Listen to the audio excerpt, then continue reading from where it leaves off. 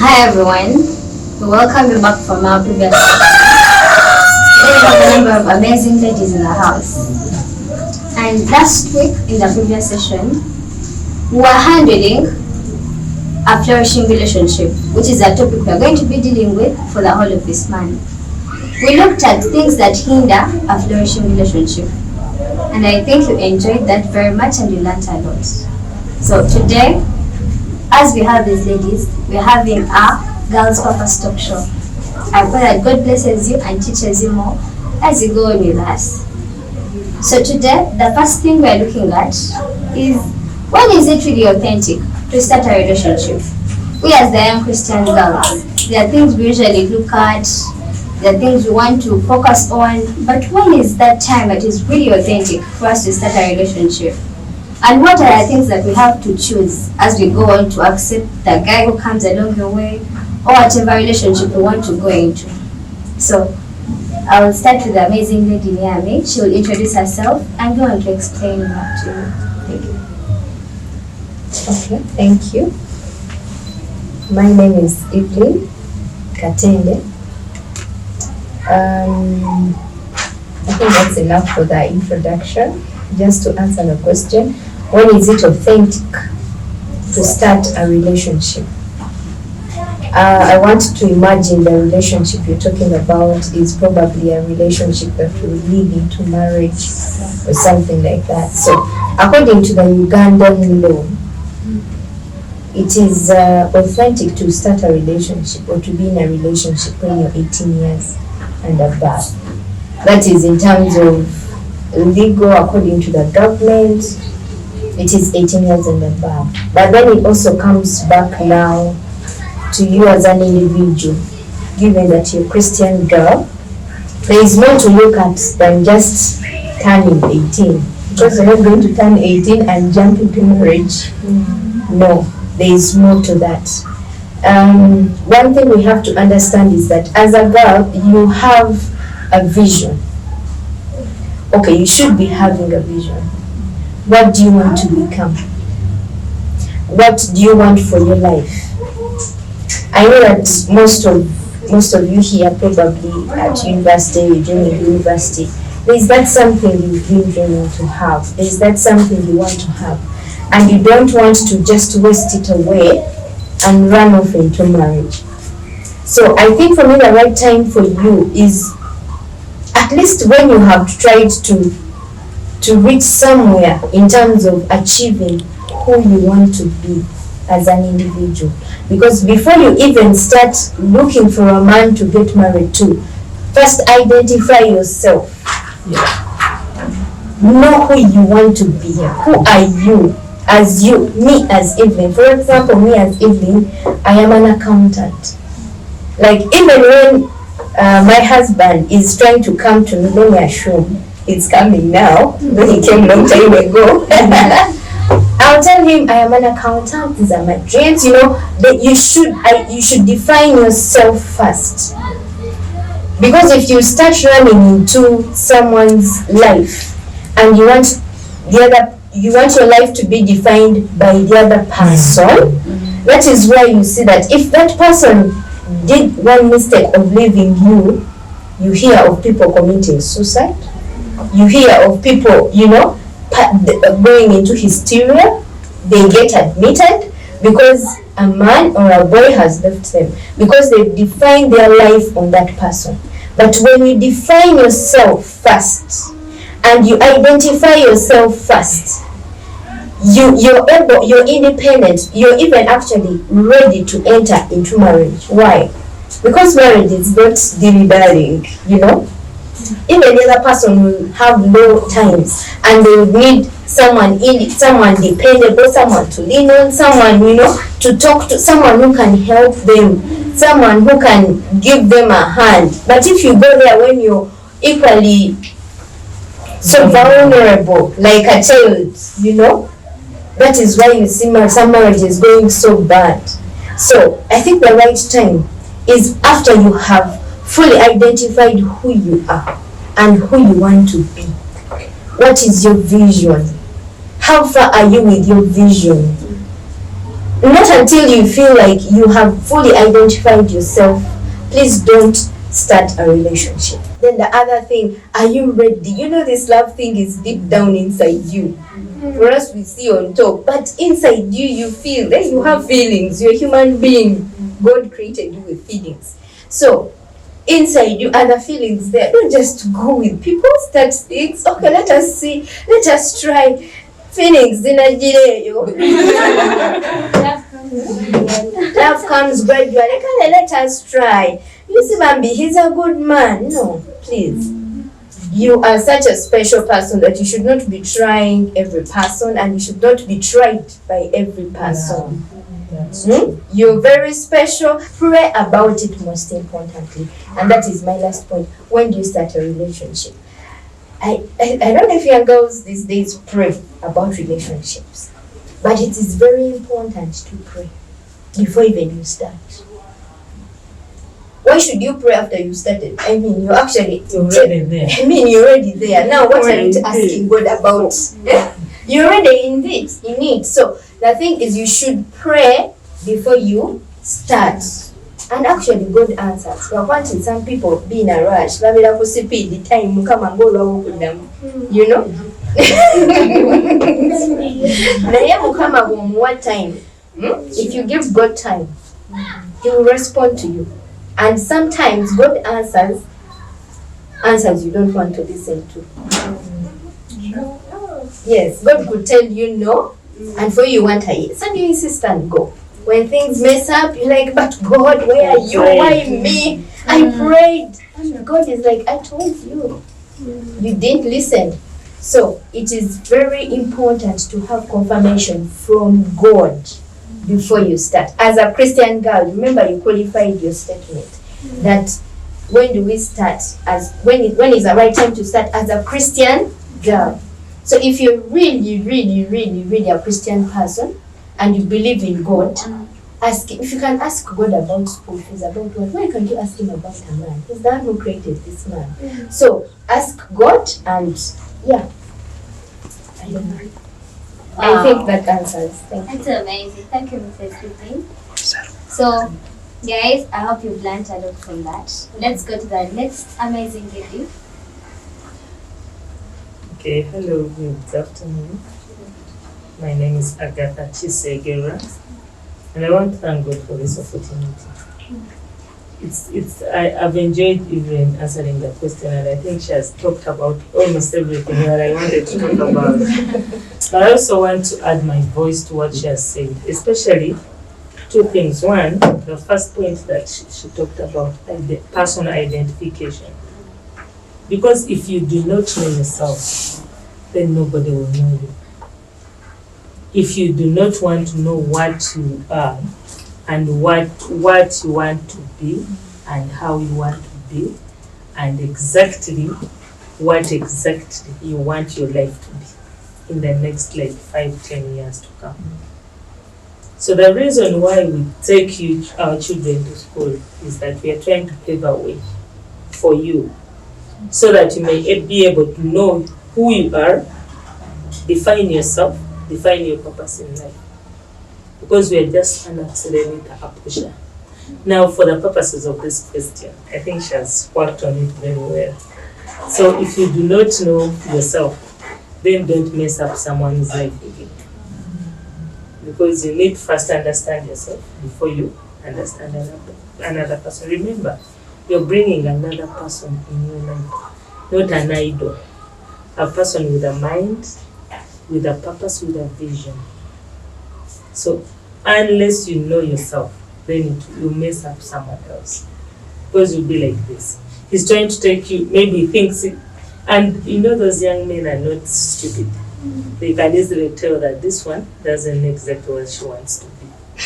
She does not. There's a young man I met who was we were together in school at Uganda Management Institute, and he told me one time, we were talking and he told me, Madam, you know what? Me, I'm not looking at this facial expression, the beauty. That one no longer makes sense to me. But what makes sense is, does this person know what she is? What is her plans? What are her purposes in life? the person that is wise enough to follow my vision, to run away with my vision. That's the person I'm looking out for. And he was about 28, very bright, brilliant young man. I looked at him and I laughed. I said, one time I'll share this. And I think I've shared it with so many girls who have come close to me. Now that is very, very important. And the other part, the last answer she gave. For me, when you gave me that question, what came into my mind is, what is a relationship? What is a relationship? And what type of relationships do we want to flourish? And I realized that every relationship starts with God, especially if you're a Christian.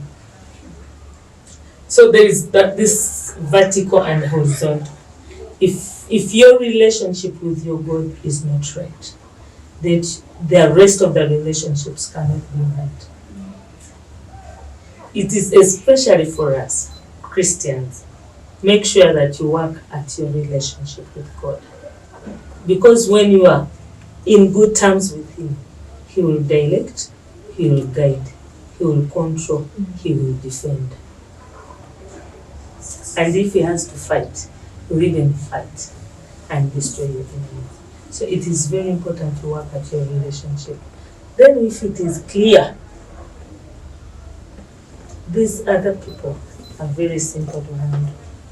You will be able to know that this is the right person and this is not the right person for me.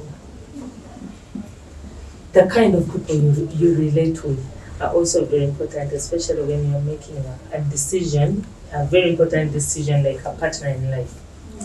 What type of people do you relate with? What do they talk about?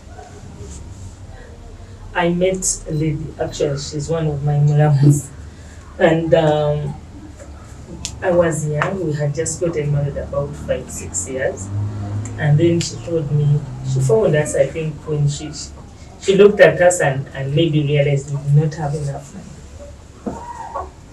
And what she calls enough, I don't know what she calls enough, because for us it was enough, you know. I wasn't complaining. So whatever she called enough, I don't know, but for me I wasn't complaining. But she made this statement that amazed me. She said, hey, Bambi, only agenda for love. And I actually told her, yes, indeed, I came in for love. Indeed. Wait, because for her, what she treasured, that she looked at as very important, for me didn't make sense. Why?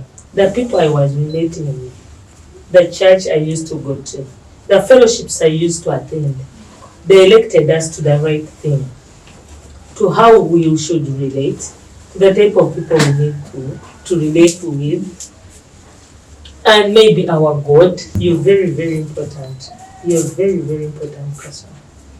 Never let any person lie to you that you're ugly, that you don't have a purpose in life, that you don't make sense, and that you're old. Those are the fears the women. I had a scripture which I wanted us to read, and I think it's Genesis chapter 2, verse 18. Says, and the Lord said, it is not good for a man to live alone. I'll make him a suitable helper. So God is a matchmaker and He makes suitable. I underline that, actually, I put it in bracket. Suitable. So never be in a rush. There is always a suitable partner. Maybe just to add on what she had said, there's a scripture I also wanted to share. It's in Song of Songs. When do you read Song of Songs? It is in Song of Songs, chapter 8 and verse 4. And it says, young women of Jerusalem. It has gone on. But let me just paraphrase that young women of Jerusalem, please do not awaken love before its right time. Please don't, because if you do, you cause havoc in this community, Yes. or in this church, or in this country. So it's good to be patient. I imagine they are asking themselves, then what is the right time? Isn't it? Exactly. Then what is the right time? They are talking about don't awaken, they are talking about relationships, vision, I would actually identification. be wanting an age at 22 or at 26. But you see, it varies because Yes. we are all different. For example, I could say after you finish university, there are people who study university for 6 years. There are people who go for 2 years, there are people who go for 3 years. So, and you may finish at 6 years, probably when you're 28 or something. And this one may finish at 22.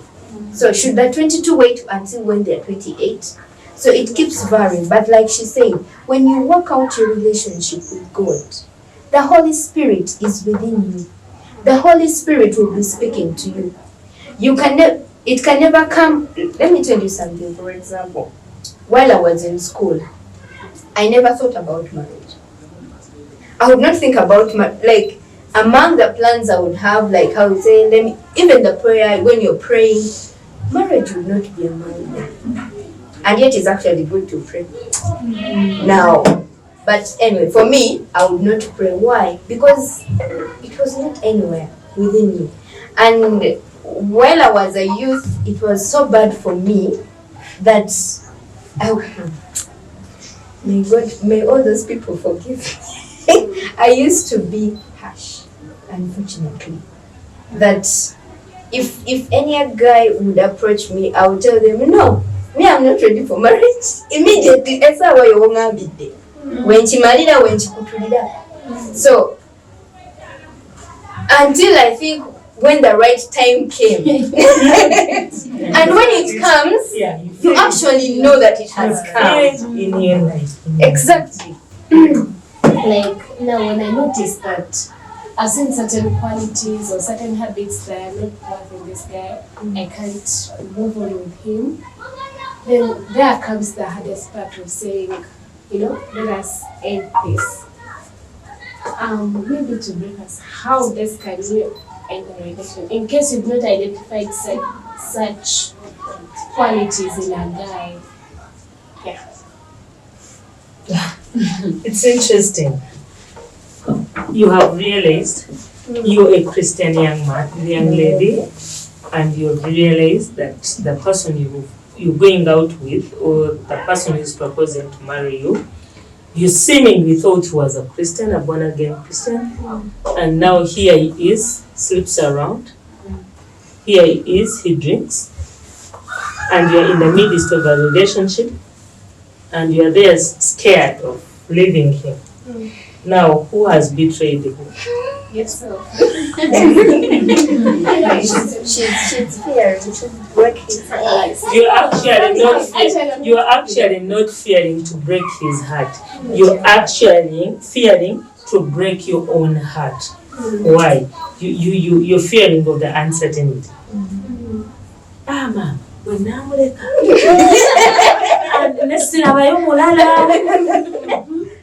and then the question is, now if you go with him, and just as you have known that he sleeps around, will you be able to bear it? So that is why it is important. Very important. Many girls out there find it hard to let such relationships happen. And the consequences? Because I've talked to so many ladies who are, I think I even talked to Eva, people who are getting married. I have an opportunity to speak to so many girls who are getting married. Some are by virtue of my position, or by the grace of God, people keep on coming to me. And I have told them, when you are not sure, if you see anything that you think you are not able to stand, even if the wedding is tomorrow, please stop the wedding. Because it is worse. Once you cross this road and go the other side, then whatever happens, we blame you. Conditions change. We shall always say, you know, I mean, don't you bear patience? When will you ever bear fruits? Maybe just to add on what she's saying. Please don't fear. It's your life we are talking about. It is your life we are talking about. And marriage is lifetime. In the Christian perspective, Exactly. it is for better, for worse, until death do us part. So if you're not about to kill this man, then you have to bear with him. So there's a saying that says that a broken relationship is better than a broken marriage. Because that's true. the Bible says the Lord hates divorce.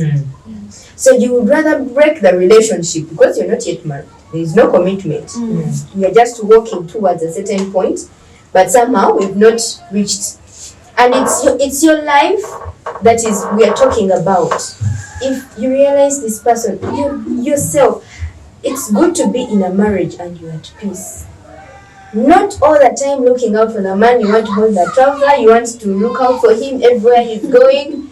It's good to be in a marriage and you are at peace with the person. You trust them completely. And even if they told you that, they've just locked him in that room with the other girl, you're sure that nothing is going to happen. Because you're at peace with this person, you trust this person. And even the scriptures, the teachings change. It is submission. Ntianguba tukatumusabire munangi alekera okugoba emigo. Kyokka bwe mwali mu relationship nga kuyisaamu empi and you also allow. People, I think there are things we should not even allow, or there's things that should not be acceptable in your life. If a man slaps you when you're courting, Got it. just leave that relationship. Walk away unless maybe a voice of God has spoken and said, this is your man. Maybe that's his character.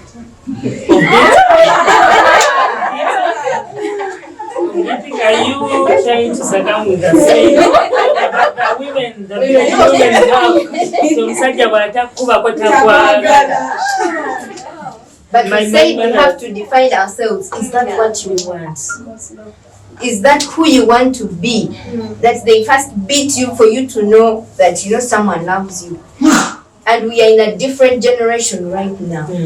People give people, they send flowers at offices, they send chocolates and all that. For you want to be first slapped. Then that's when you understand that. I think we need to define what we want. If someone you feel they don't fit into who you are, and who you are includes the Christian you. If someone, for example, is saying, we can try these things, those things, and they are taking you in a direction that is against your values as a Christian, please stand and say no. This is a time for you to stand your ground and say, no, this is not what I want, and this is what I want. Even the man who takes you will know, what, this girl, she knows what she wants. I'm not going to drag her into anything. So, those out there, you're in a bad relationship, please don't dare fear to walk off. Stand your ground and tell this person, look them in the eyes and tell them, you know what?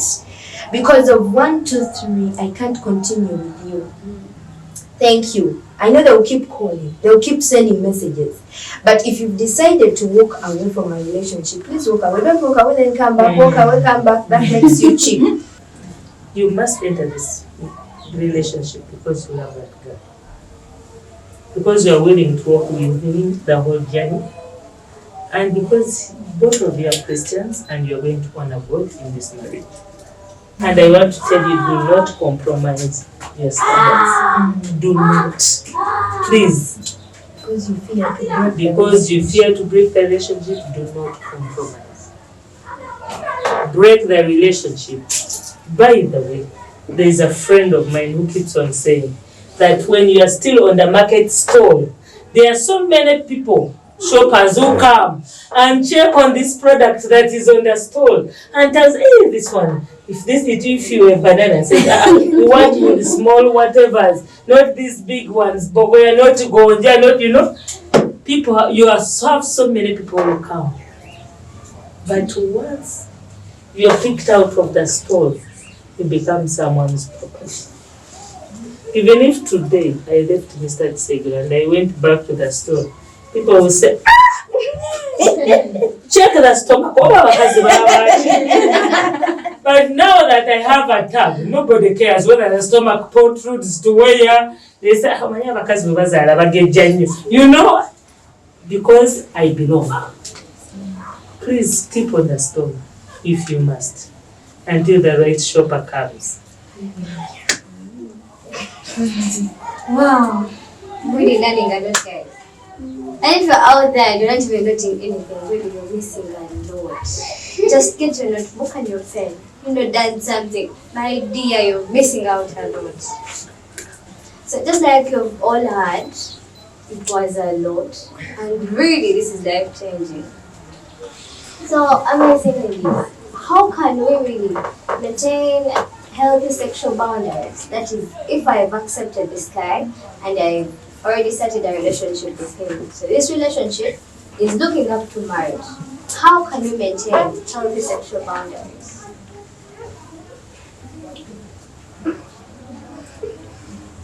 You want to start? The reason why I put on my glasses is because I want to see very clear.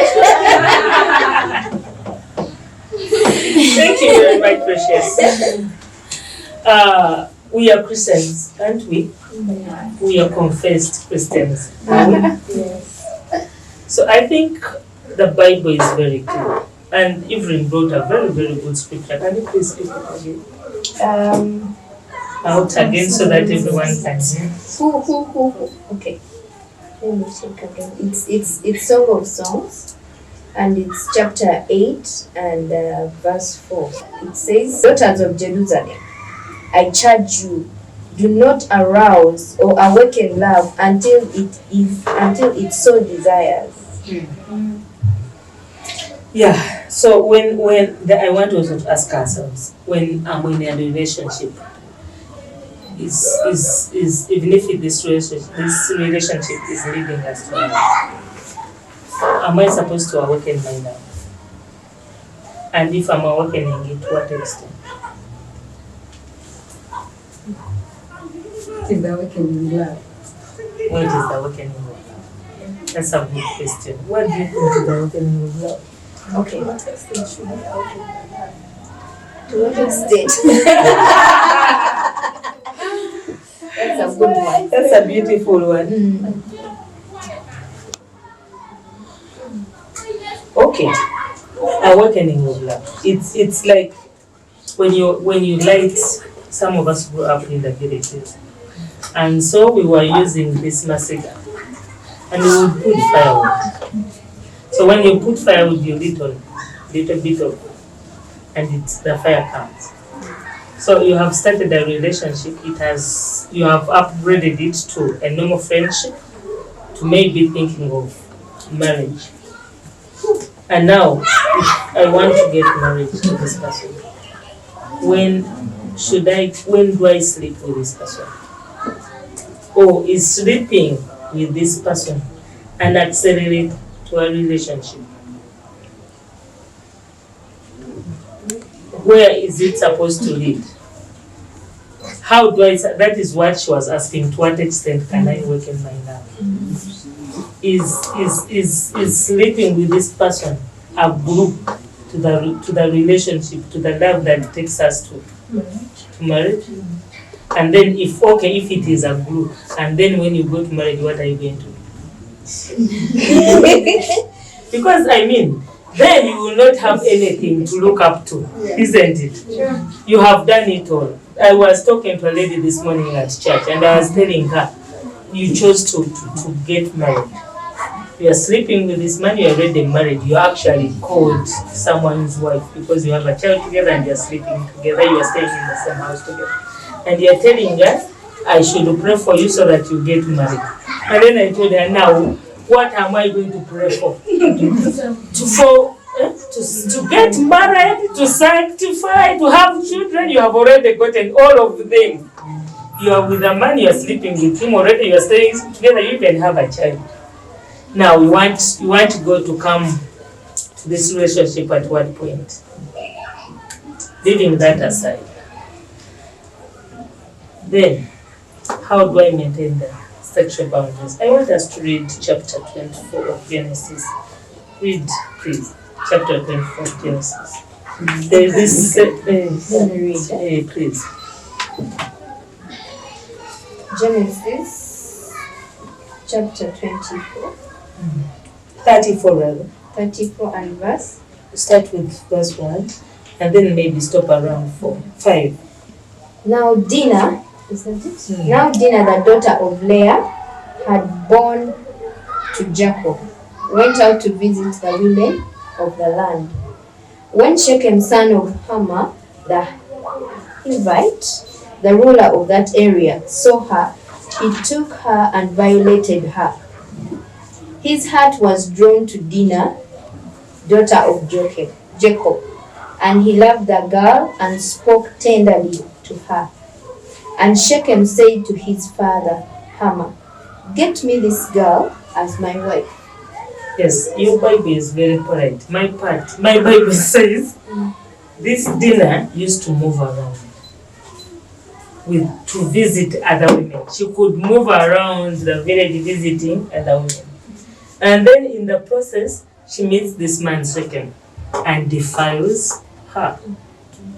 And after defiling her, he goes to the parents of this girl, asking them for marriage, giving her the girl for marriage. The process was done, isn't it? But what caused it? This girl kept on moving about from this house to the other house, this house to the house. You know, Leah was the only daughter, rather, Dinah was the only daughter of Jacob. And maybe she lacked company. Most of the family members were boys. And so she looked around for friends.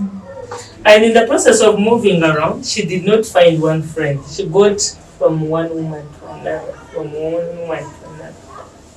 So it means she was idle. She wasn't talked about well as a young woman. She wasn't prepared. She had reached a certain point of a person where as a person said, I need to protect myself. I need to have principles. I need to have guidelines that protect me. She was careless with her life. And because she was careless, she kept on moving. And in the long run, meets this guy, defiles her, and then asks her for marriage. Amen? Should we have sexual boundaries? Yes. If you must have sexual boundaries, they start with you. What do you believe in? What do you believe in? Ask yourself. Who are the people you associate with? Takes us back to the first question. What is your relationship with God? The Bible says, what? That refrain from sexual immorality. Your body is the temple of the Holy Spirit. And whoever practices prostitution or adultery or whatever, sins against their own body, your very own body. So I want us to know that starts with you. Starts with you, one. Before you even ask, I want us to think about Joseph's story. He was also seduced like all other people have been seduced. But no temptation comes to your way that you cannot overcome. Ask your question. Because I knew you were the I was asking, okay, if we are Christians, okay, people out there who have not accepted the Lord may find that doing having sex with their partners can bond their relationship a bit together. So as we Christian girls, how best can we, what are some of the things we can do to keep our partners still married? Like not sex, not anything bad, and okay, not involving in anything that violates the Bible, the biblical principles, But when it's really healthy and can sustain our relationship, yeah, what are some of those things? I'll talk about a few, and maybe she will also talk, because we are from different generations. Because me, I wasn't a phone generation. We were a later generation.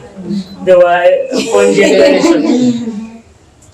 So I don't know now for you, your WhatsApp or whatever generation, I cannot even tell. Sometimes I get confused. Now, I think the things are most of the things are basic.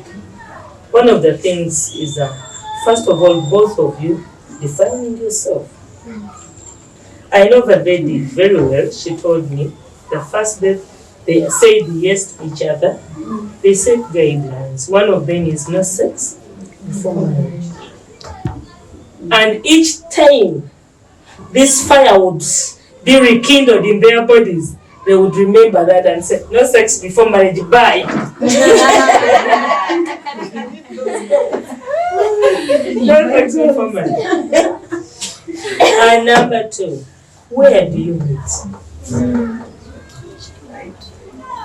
Because if you are in a relationship, these bodies never get saved. These bodies fresh, they never get saved. I'm telling, they never. Whatever happens to a non-Christian girl happens to you. We all have the same feelings. The fires still come and flash. And I mean the eyes see. And these days people dress so badly. And I mean every part of you can see every part of a person. And they send flashes like anything. But just to know, have the first thing that I must honor God with my body, with everything that I have.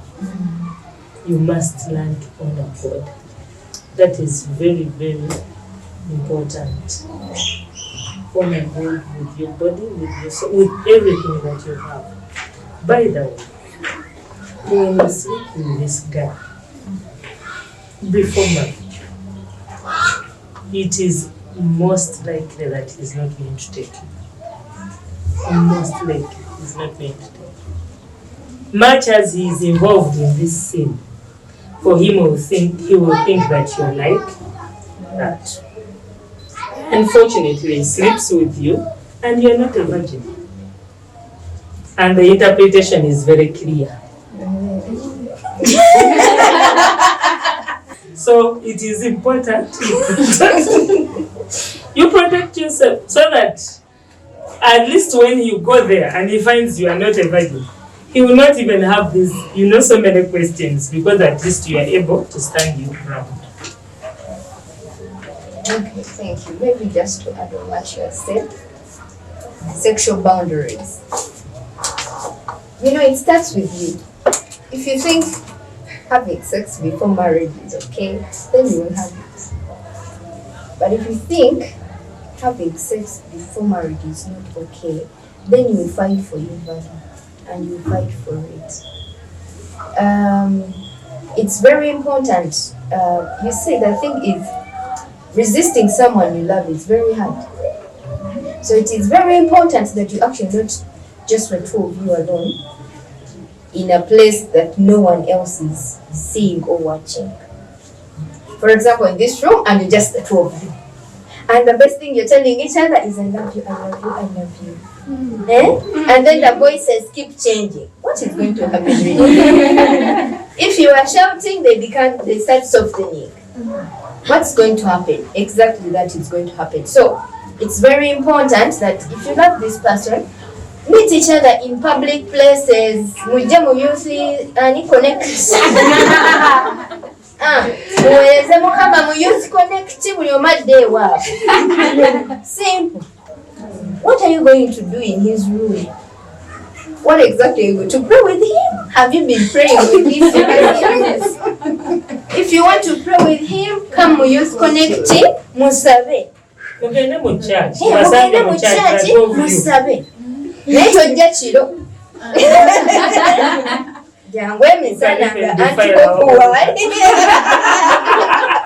It's important, number one, to yes, it is good to have sexual boundaries, but then the things you can do is you could pray together, but don't pray just the two of you.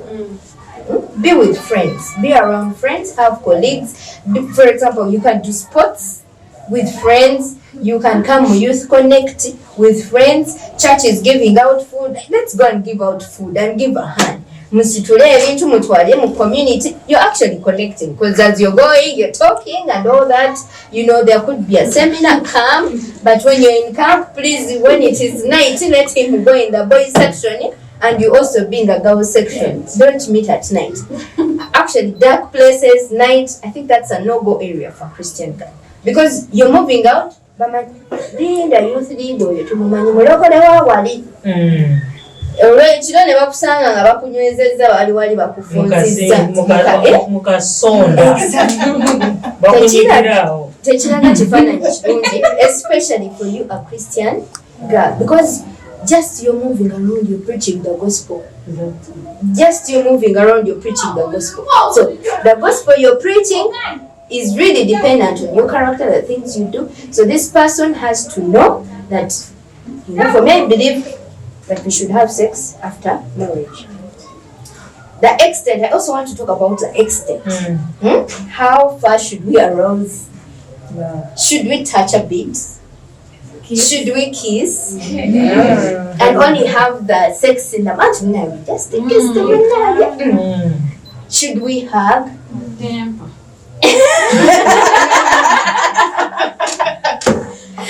So, I think for me, it is safe. It's good to play safe. It is very safe for you to keep your distance as much as possible. Don't hug him, because he has feelings for you. He'll feel your boobs, he'll feel your body, you're going to arouse his body. And the next thing, if he was not thinking about it, thoughts will start coming. So if you keep your distance, just, you know, in as much as tukiriziganyiza tugenda kufumbiriganya, fine. So we are walking the journey. But if we have said no sex before marriage, so everything that leads to sex, to be a wali, just to be safe. Wow, oh my God. You guys, I'm learning a lot. And mainly, just like they said, that we are the walking word. Christ is in us. And do not forget that Christ himself is the word. It was in John that the word says that in the beginning was the word, and the word was with God, and the word was God. This word which was God, it is Jesus Christ himself, and he dwells in us. So remember that every time you're moving, you're portraying him, you're representing him. So watch out and follow your steps. So this brings us to our next question. We as young Christians, Christian girls, most of us are ministers in churches, in our communities. How can we handle this other gender, but then not violating the biblical rules? And remembering that we are leaders, we are representing Christ, and there is a church family that we are representing as we do whatever we are doing. So how can we handle this other gender in that category of leadership? Okay, while you were speaking, something came to me, and this is what came. We usually call them brothers, not so. You say brother.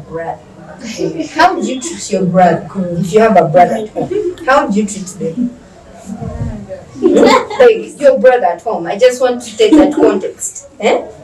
Your brother, how do you treat them?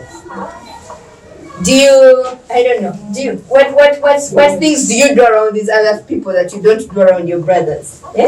So you need to treat them as your own brothers. If there's something you can't do to your brother, please don't do it to him. Be assertive. Be good to this person. If this person is exceeding their limit, tell them, Muganda wange, please stop there. Probably he could be doing bad touches to you. He comes and touches you in a way you don't want. And then you just,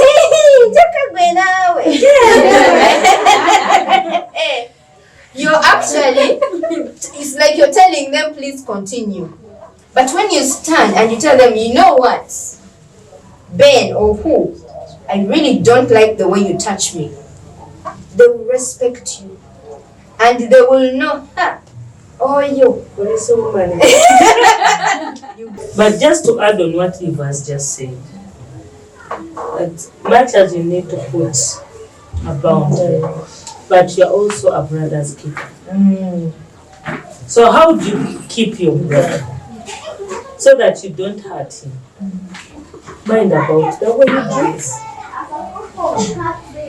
Ladies, let's be careful the way we dress.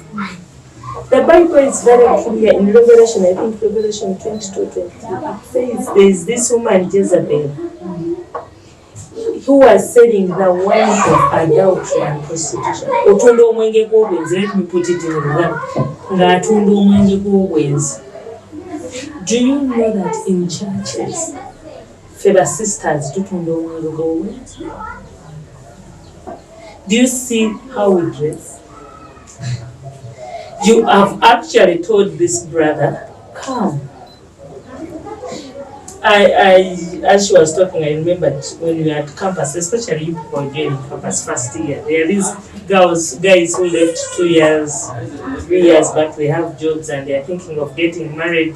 Whatever campus and now he has some little money. So he comes back to the fellowship. And they're there singing, we are together again. In one accord, meanwhile, he's looking around. Like, what? I am looking for someone to devour.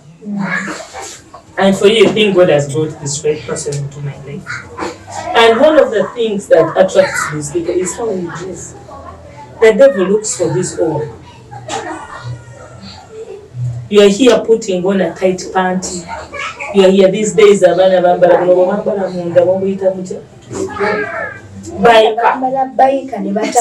is actually where you are in church. You are in fellowship. You are not even in fellowship, but you are a Christian girl. Pronounced and clearly known. And born again, demonic chaser, fire speeder. And you are wearing a biker. You put on a t-shirt and you put on canvas. These days, even when weddings, you wear canvas shoes. And you come to church, you come to fellowships, and you want these holy brothers of ours to keep their hands off. You're actually telling them that the door is open. I've put this meat, and every Friday, please come and follow me. Let's be very careful. Let's be distinct. There are people who love you the way you are.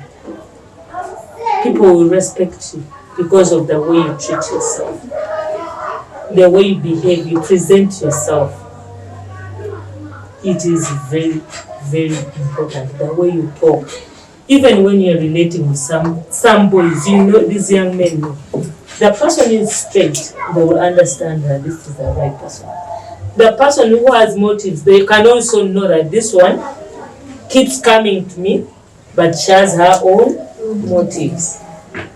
Please, let's dress properly. Let's respect God. Please, I'm sorry, I'm from another generation, but I know you don't lose anything to wear properly, to dress decently when you come to church. But because you're a Christian, even in the communities where you stay, let it be distinct on you. And they say, this one is different. Be your brother's keeper, sister. My God. Guys, I've learned. I'm my brother's keeper.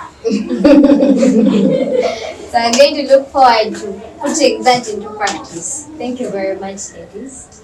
So, my fellow Christian girls, is there any question that you would like to ask? Okay, my question is, I'm going to give a story whereby I have a friend, she's a girl, but I would say she's in a toxic relationship. But it's like she's addicted, a toxic. But she's addicted. You will tell her this and this, explain all the whatever, let me say, the memory verse will bring them out, all the advices will bring them out, but I think she's psychologically kind of tortured. But how do we come out with those when you're addicted to someone? Like there are people who are addicted to someone. An addiction.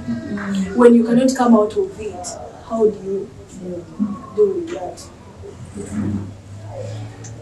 I think usually it's fear of leaving this person, where you think no one else will love you, probably the way this person loves you. What is the cause of the addiction? Maybe the things they do together and this person is thinking. That's what, there's this saying that it's good to go in a relationship when both of you want that relationship. So when you go in a relationship, when for you want it more than the other person, it should be mutual. A point can reach, the other person who didn't really want it so much, they come into this relationship, they find out some weaknesses about you, and they're like, I want out. And well, for you, you're so addicted. You said it is toxic. I don't know what you mean by toxic. What do they do that causes it to be toxic? Okay, they'll get aggressive. They would fight. At times, they would fight. They would, these couples which go on social media and they start posting, like you'll be watching like a movie. You go to the other status, you watch their statuses. They are abusing each other. They are posting about each other. But then later they'll be like they're broken up. And they are no longer talking to each other. Then 1 week again. Yes. After that, so you tell her, you talk to her like, I cannot let go of this relationship, what, those things. So, I'm like, you're addicted to this person, and that's so wrong. No, it's not really addiction. Sometimes it's not knowing how to manage certain feelings when they come. Like when you're angry at each other, because it's normal to be angry, it's normal to annoy each other, but how do you handle that? Do you have to go and splash it on social media? Do you have to go viral? Do you have to be aggressive? So sometimes it's failure for the two people knowing how to handle emotions and feelings when they come up. That's why we said you need to identify yourself. Or how can you manage your anger? When someone says something disappointing to you, do you have to abuse them? Some people can start pouring words. That's why you're long. That's why you're like this. Do you have to say such things? And then, by the way, when you say those things, they are hurtful. So this person will be hurt, they will also power back. So it is very important to know how to handle emotions. When you're very excited, how do you handle it? You may get so excited in public, shout, be all over this person because you're very excited. Maybe the person has done something good for you. So it's very good to be to manage to be in charge of your emotions. When you're in a relationship, they could be they actually love each other, but the problem is the bit when they get angry at each other, how they react and how they respond. So it's very important for people to learn how to manage their emotions and how to manage their feelings. You get angry, but when you're angry, what do? The Bible says, don't sin when you're angry. It is okay, I think, to get angry, but yes, do not sin when you're angry. And don't let the sun go down when you're still angry. Because even when you get married, remember you're staying with this person 24/7. You're with them all the time. I mean, year in, year out. Definitely, they're not angels all the way. They might hurt you here and there, but how do you manage your feelings? We may find you when you're Mrs. Gundi, na I'm on Facebook, Mr. Gundi and Mrs. Where is that?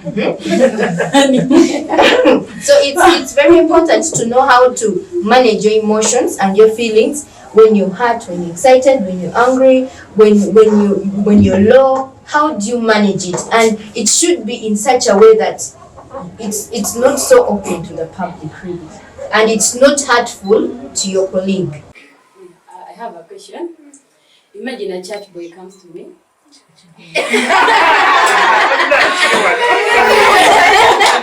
Very prayerful. I know. He does a lot of church things.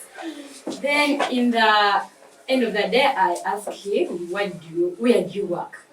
He tells me, the Lord will provide. God is gonna be so faithful to us. Is it okay for me to deny him a chance because I see he's not taking me anywhere? Or I will look money-minded in some way? Or like she said, but I love this guy for what?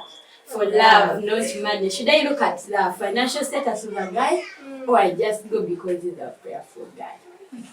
That is your motive. Personally, I don't think, but there are some people who will look at you and say, this one wants rich people. But personally, I think if a guy is not working, for me, even if God has told you, and you don't show any possible way that you're going to work, That's vision. or you lack vision, yes, I cannot accept you unless God has spoken to me and I've heard. Whereby I've never heard. I'm waiting for that last part. Yeah, I think we started well. What is your relationship with your God? It all starts. Actually, I had written down that God is a matchmaker. I have seen people who have married people we thought that they did not have a future, and have indeed made it. So I have also seen people who married people who were high there, and when you look at them today, you cannot believe. So your relationship with God is very important. Marriage is made in heaven and practiced on earth. When God allows it, and I want to qualify it, when God allows it. When God allows it. Because if He allows it, then He knows how it is going to happen. If this person comes to you and you take him because he's the only available person,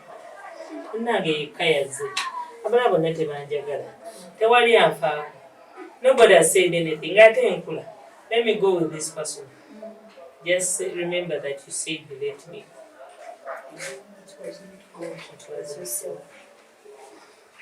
However, you may also think that these people you think have a future may not be having a future for you. Because if God, just like God created Eve, made him suitable for Adam. Each person you see, each guy among those ones you see, and even those ones that you will see in future, they have suitable partners for themselves. So when you miss your own, it may be very difficult for you to get a suitable one. So it is not also not good to say taina muhimu, taina sente, taina profession, taina future, and you also already deny him a right to have a future. Taina future. No means give him 2 years, you'll be surprised. So it is important, even if it seems like he's this title, he's a DR, he's a PhD holder, he's an engineer, because now in your generation those titles are very many. Titles in he may not have a future with such a big title. So it is important. Maybe just also to add on what Mrs. said. When God created Adam and created Eve, He knew very well that it was Eve who would handle Adam. And it was Adam who would handle Eve. The same God who created us is the same God who created the men. And He's the same God who created the whole story of marriage. So it is important, like you said, to always go back to Him and ask Him. And let me tell you something. If you truthfully seek God, and God tells you, please follow God's direction, you will never miss it wrong. Actually, each day that passes by, you keep saying, oh, thank God I am. Thank God I accepted. And sometimes, actually, God can tell you someone, in your own eyes, you're like, God, sure. Kwacho.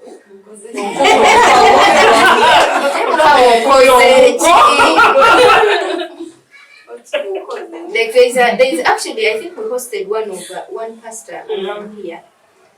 He went and and approached the wife.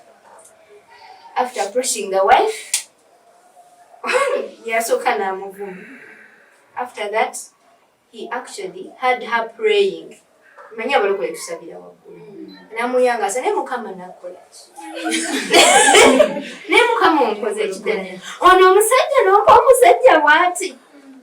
But now, after some years in marriage, she's the one all over the guy. Katolagawa, sagala otambula long distance, simani accident, see, But if she had refused, maybe God saw nti ono omusajja yajja okusobola ono omukazi alina amalala mangi oba yeewanika nnyo ono yajja omusobola kati gw'ogambe nze oyo simwagala njagala oli kumbe mwenna amalala mugenkanya mujja kutuuka eri nga mwenna muli muti and Abaganda says enkanakana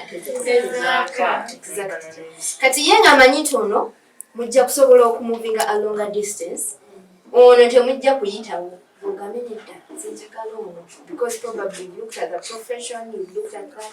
So it's very key and very, very, very important to seek God about the partner. If God tells you, wabanga mubulizi wanjiru ng'olaba talina future, naye nga mungu okakasa nti Katonda y'ayogedde, please go. Yes. Ng'okakasa nti Katonda, I underline that, ng'okakasa nti Katonda yakoze eki. Ate kikulu nnyo, don't just go nga tokakasizza. It's like, for example, as what can I say? Like, there are companies that bid for jobs in government, but then there's this PPDA register where all their service providers should be. And I remember if they are to take you on to give them a service, they go in their register and type in your name. If your name is not there, so even your register should be at the throne of God. Yeah? If you type in the name and God says no, please don't go. If you type in the register and God says yes. And even those the companies that in that register are pre-qualified. They are pre-qualified, by the way. So pre-qualification is they check them. Do they have this? Are they worthy? So much as you want to take, are you pre-qualified? So go even in the register of God is Let me give my testimony. It kept on coming. I didn't want to talk about myself at all. But when I left school, I had this close friend of mine. She was married. She had a brother-in-law. And we were very close with this lady. She's a Tanzanian. She even left, but she was married to a Ghanaian guy. By then, none of you, I think, was there when Sembule Bank was there. Who was there? Have you ever heard of Sembule Bank? Now, this guy was a CEO at Sembule Bank. He had stayed in the US for many years, all his the young life. He studied in the US, he came here, I think there were 3 by then who had a CPA. So he was one of them. He was slightly older than us. I think he was about 40, but I was about 22, 23. And because as common in their family, like these girls you have a friend, you're always there. So this guy, everyone recommended him. And he was a manager, CEO at Sembule Bank. Oh, I was excited. Trying to get married to a bank manager. Oh, this guy was driving a Benz. Ooh. Remember, he was saved. This guy was not saved. He was a Church of Uganda guy. He had never married, had no children, and I mean, we had a big house in Entebbe. So I thought about myself and I live with him. So, Bachari Muchi, we used to have a fellowship. We would pray very early in the morning with my friends. We would really pray. They would wake up at 3, and then we would pray up to around 6 and go and sleep was 5. That day, I prayed. And when I opened my eyes, everyone had gone. Oh, I took off and went and slept. But just as sleep was coming like this, that was my first hear God's voice. I'd never had it in my ear. I had a clear voice in my ears. Sam Muluganda, Sam Simwani wo.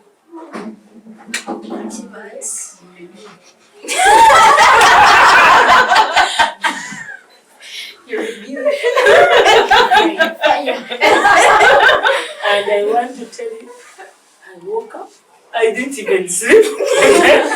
I kept on thinking about it. Meanwhile, the feelings were dying like anything. And by 10 o'clock, I did not have any feelings for that man again. Then I started looking at him as a Sanja Chikade. I had all those things in my mind which I never thought of before. Then my friend was like, Sam is coming in the evening. I said, what happened? I kept on I was quiet for like 2 weeks. And then I told her, what happened? I said, Chite. I could not explain what I had, but I had had. And that was the end of the story. I left him. Actually, what unfortunate, I think he got this young lady who was also working in the same bank. 5 years later, they both died. And when I heard of his death, I said, can you imagine being a widow at 27? So, God is a matchmaker.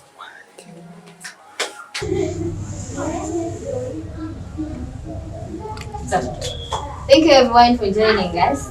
And as we've come to the end of this show, it has been really an amazing one. And if you just come and joined us, thank you very much for joining us. Do not give up the spirit. Do not forget, if you have any comments, there is something you want to say, something that you want to learn more, go to the comment section below and you type your comment. We shall receive it and we shall give you a feedback. Do not also forget to subscribe to our YouTube channel, Bible Gospel Youths. Also, don't forget to click the notification bell. When we upload more videos, you'll be receiving them and you'll be notified. Also, like us on our Facebook page, Still Bible Gospel Youths. Thank you very much for joining us today. May God bless you. We'll meet you next time.